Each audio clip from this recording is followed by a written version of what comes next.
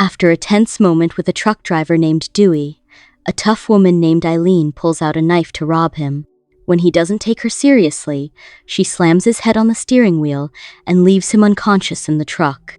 Eileen later sneaks onto a private beach and gives a confident look to a man named Grady as she walks past a group celebrating Independence Day. One of them, a friendly woman named Jennifer, approaches Eileen and invites her to join. When Jennifer introduces Eileen to the group, Grady quickly makes rude comments about her past. Angry, Eileen punches him and tackles him to the ground. Jennifer's boyfriend, Mitch, who is also Grady's brother, steps in and pulls Eileen off to stop the fight. Realizing the trouble she caused, Eileen says sorry and starts to leave. Mitch and Grady argue while Jennifer follows Eileen to walk her home. Jennifer tells Eileen that standing up to someone like Grady was brave. She then invites Eileen over, offering her something to smoke. At Jennifer's large house, Eileen smokes and shares a bit about herself. She says she's from Michigan and left her brother when she was just 12. Jennifer falls asleep, so Eileen gently covers her with a blanket and lies down on the floor to rest. The next morning, Eileen notices a bruise on her neck after taking a shower and mutters in frustration. She puts on a robe and walks around the house, impressed by its fancy style. In the kitchen, Jennifer is making breakfast and tells her father, Louie Fell, that a friend stayed over. Eileen soon walks into the dining room and greets Louie, who watches her with interest. Jennifer seems uneasy when she sees Eileen wearing her late mother's robe and asks her to change. But Louie says she looks fine as she is. Though Jennifer feels uncomfortable, she introduces Eileen to her father, who is known by others as the Commodore. Louie mentions he owns a yacht club for rich clients, which Eileen finds impressive. He tells her to call him by his first name, and Eileen agrees, even calling him charming in return. Jennifer watches Eileen and her father closely, unsure about how quickly they've become friendly. Suddenly, Louie's legs give out, but Eileen catches him just in time. Louie chuckles and thanks her for helping, then leaves the room. During breakfast, Jennifer thanks Eileen for making her father smile again. She invites Eileen to go shopping, but Eileen turns her down, saying she doesn't have money to spend. Jennifer still encourages her to stay a bit longer, but Eileen, feeling uncomfortable with the kindness, decides to pack her things. Later that night, Jennifer comes home from shopping with Mitch and notices clothes scattered on the floor. Expecting Eileen to be gone, she walks through the house and is stunned to find her in her father's bedroom, close with Louie. Eileen, unfazed, smiles at her, while Jennifer stands speechless at the door. 2 weeks pass. Eileen is now at the altar, reading her wedding vows to Louie. Unable to accept her friend becoming her stepmother, Jennifer quietly leaves before the couple finishes the ceremony. Some guests at the wedding look away awkwardly, while Jennifer rushes to the side and gets sick. Later, Louie discovers his daughter packing her bags.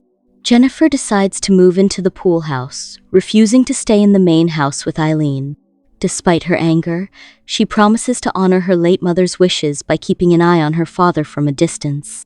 Frustrated and hurt, Jennifer storms out with her things. Eileen opens the door for her, trying to make peace, but Jennifer coldly turns her down. Eileen then returns to comfort her husband, who is saddened by his daughter's reaction, and helps him settle in for the night. Later that evening, Eileen quietly gets dressed and leaves while Louie sleeps. Wanting to clear her head, she drives his car to a nearby bar. There, she orders a drink. A man named Hobie strikes up a conversation with her. Though she tries to ignore him at first, Eileen eventually admits it's been a hard day. She just got married. Hobie listens and shares a toast with her, remembering the freedom they both used to have. Just then, Dewey, the truck driver she once knocked out, shows up, ready to settle the score. But police sirens interrupt the scene. The crowd scatters as officers arrive. Eileen is arrested while Dewey and Hobie watch from the side. The next day, Eileen's husband, Louie, pays her bail. The court drops the charges, and they return home together. Eileen says she's sorry for causing trouble. Louie, clearly upset, says he had planned to surprise her with a newspaper article announcing their wedding. Instead of being excited, Eileen looks shocked, seeing her face printed all over the local paper. Seeing her reaction, Louie turns to walk away, but Eileen stops him, saying she doesn't feel like she belongs in this new life. Louie gently reassures her, saying no one hates her. He kisses her forehead, and they quietly make peace. After a swim, Mitch tries to cheer up his girlfriend Jennifer, who's still upset and staying in the pool house. Since she refuses to speak with her father, Mitch delivers Louie's message. He's inviting her to join a boat trip. Out of spite, and with thoughts of confronting Eileen, Jennifer agrees to go. That afternoon, Louie proudly shows Eileen around his yacht. Soon, his friend and financial advisor, Victor Miller, arrives with his son, Mitch. Louie introduces Eileen to Victor, mentioning that they also play golf together. Grady shows up as well, teasing Eileen with a smug grin. Moments later, Jennifer steps aboard, and Louie warmly hugs his daughter. As the yacht sails, Eileen tries to stay calm, nervous around her new family. While most of the group enjoys the view, Victor quietly observes Eileen, unsure about her. He notices her watching the younger guests more than anyone else. Later, Eileen heads into a cabin for a break, but soon after, Grady slips in and shuts the door behind them, leaving a moment of tension. Outside, Victor takes the opportunity to talk to Louie, sharing concern about the whispers going around. He gently warns his old friend that he might not know everything about his new wife. Victor then offers to look into Eileen's past. Louie doesn't reply immediately, but seems to seriously consider it. Inside the cabin, Grady corners Eileen, making her feel threatened. Acting quickly, she grabs a sharp tool from the table and points it at his neck. Angry and firm, Eileen tells him to go find his father and say it's time to leave and that he shouldn't come near her again. Grady, shaken, mutters that he's not sure he can. His fear becomes obvious as he freezes in place, unsure what to do next. Just then, a noise from the cabin catches Jennifer's attention. She opens the door and sees Eileen standing tense in front of Grady. Without explaining, Eileen quietly asks her husband to return to shore. Jennifer, noticing her stepmother is upset, agrees without question. Once the yacht docks, Jennifer catches up to Eileen and tells her they should support each other. It's the first time she openly accepts Eileen as part of the family. Later, in a boutique, Jennifer tries on a dress and admires how it fits. The saleswoman Courtney compliments her. But when Eileen picks the same dress, Jennifer is clearly annoyed. Courtney, sensing the tension, politely offers to help Eileen find a different outfit, but Eileen refuses. The situation gets worse when Courtney takes a handbag from Eileen, which Eileen misreads as an accusation of theft. Trying to ease the moment, Jennifer apologizes to Courtney on her behalf only for Eileen to grow more upset, feeling humiliated and misunderstood. Eileen confronts the saleswoman, accusing her of judging her unfairly. She proudly reminds her that she's now married to a wealthy man and should be treated with respect. In return, the saleswoman, hiding her own feelings of rejection, hands Eileen a handbag without a word. Frustrated by how things turned out, Eileen storms out of the store, with Jennifer hurrying after her. Eileen lashes out, accusing Jennifer of setting her up and calling her spoiled. The argument turns into shouting, not realizing someone nearby is quietly watching them. Later that night, Jennifer wakes up and notices the lights on in her father's office. Curious, she sneaks into the house and peeks through the door only to see Eileen sitting at the desk. After Eileen leaves, Jennifer checks the papers and discovers a check written to Eileen from Louie's account. Before she can react, Eileen catches her and calmly says Louie doesn't want anyone going through his private files, then walks away. The next day, Jennifer visits Victor at his office and shows him the missing check. But Victor explains that Eileen is legally allowed to use Louie's account because they are married. He also reveals that Eileen canceled Jennifer's access to the accounts. Though his hands are tied, Victor shows Jennifer a folder containing records from Eileen's past, including things Louie doesn't know. He promises to help and gives Jennifer a copy of the file for safekeeping. Meanwhile, Eileen becomes more confident in her new life. She removes the portrait of Louie's late wife and replaces it with a photo from their wedding, fully stepping into her new role. Much later, Victor and his son Grady arrive at the Fell estate. Eileen greets them at the door and tells them Louie is not home. Victor doesn't waste time. He shows Eileen a file containing information about her past in Michigan.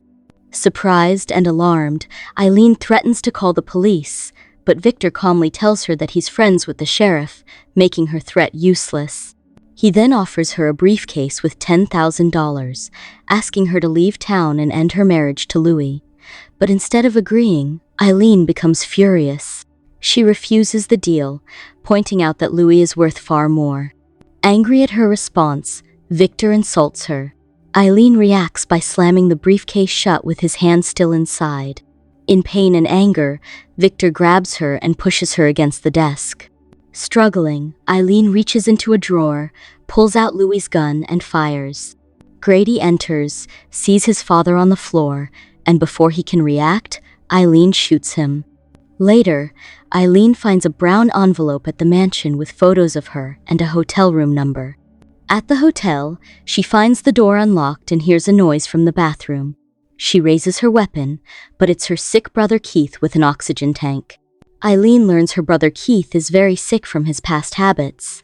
He says he's changed and wants to help her, but she denies any fault and leaves. Keith follows, talking about their painful childhood. Overwhelmed, Eileen pushes him away and uses a weapon to stop him. She finds papers showing Keith named her sole beneficiary of his life insurance and takes them. That night, Eileen buys a fancy bag and closes Louie's bank accounts. Jennifer and Mitch look into Eileen's past and find she came searching for her mother, Diane, who works at a diner. Diane reveals Eileen never met her father, who was abusive and died in prison. Jennifer begins to understand Eileen's difficult past. Diane says she couldn't care for her kids and gave them to her parents. Eileen claimed her grandparents hurt her, but Diane disagrees, saying Eileen took after their troubled father. Eileen returns from the bank to find Louie worried. She blames Jennifer, but Louie reveals the bank told him she stole money. He also knows about Victor's findings and moved his money. As Louie tries to call the police, Eileen stops him and warns that her help came at a cost. She then attacks him until he falls unconscious. During a storm blackout, Jennifer and Mitch rush to the house and find Louie hurt. Eileen admits she killed Victor and Grady and plans to blame Jennifer. Mitch knocks Eileen out and takes Louie to safety. Jennifer locks the door, ready to protect her family. Eileen breaks in, but Jennifer pushes her into the pool. Jennifer tries to help, but Eileen pulls her under. Jennifer fakes drowning, then escapes. She chases Eileen, who aims a gun on Louie's yacht. Louie cuts a rope, and Eileen falls into the water. Thought gone, Eileen washes ashore and is found by a fisherman. After spending her brother's insurance money, she starts hitchhiking again. She gets a ride with Dewey, who wants revenge. Before her sentence for crimes, she tells her story to a reporter.